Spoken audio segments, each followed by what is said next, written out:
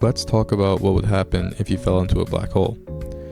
Figuratively speaking, you could imagine that you would be turning into a pile of spaghetti. Obviously, if you're turning into spaghetti, the first thing that would happen is that you would die, but it might not be in the way that you think. What even is a black hole? Something so dense that gravity pulls in everything nearby, including light.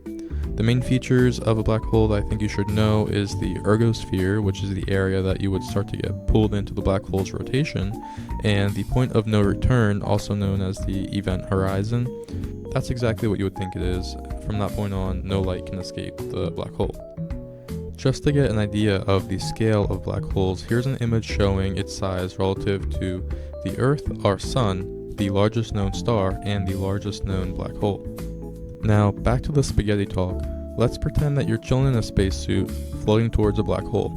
To you, time would feel the same as it does now, but to an outside observer, it would look like you are slowing down up to the point where it appears that you're completely frozen still.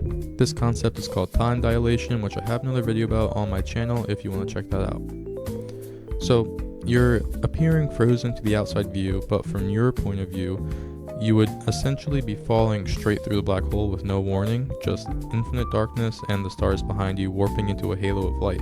Now, here's where the bad stuff sets in, when you start to turn into spaghetti in a figurative sense. Let's pretend that your feet are falling in first, and the intense gravity would pull much harder on your toes than your head. So at this point, the difference gets to be too extreme where your body will start to stretch. This is known as spaghettification, and it's a real word in the scientific community used to describe the process of falling into a black hole. Eventually, you'll stretch to be as thin as an atom and even continue stretching beyond that point. You would definitely not be alive, but pretending you could see what's happening, you would eventually reach the singularity, which is the center of a black hole. This is where density becomes infinite. So what exactly happens at this point? Do you get crushed into a single point? Do you enter another universe? Do you just cease to exist? The answer is that we have no idea, just some theories. So some of these theories suggest that black holes might connect to wormholes, or even have a twin called white holes.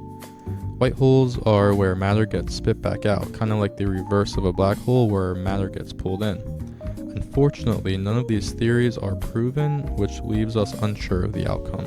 So, will everything fall into a black hole at the end of time?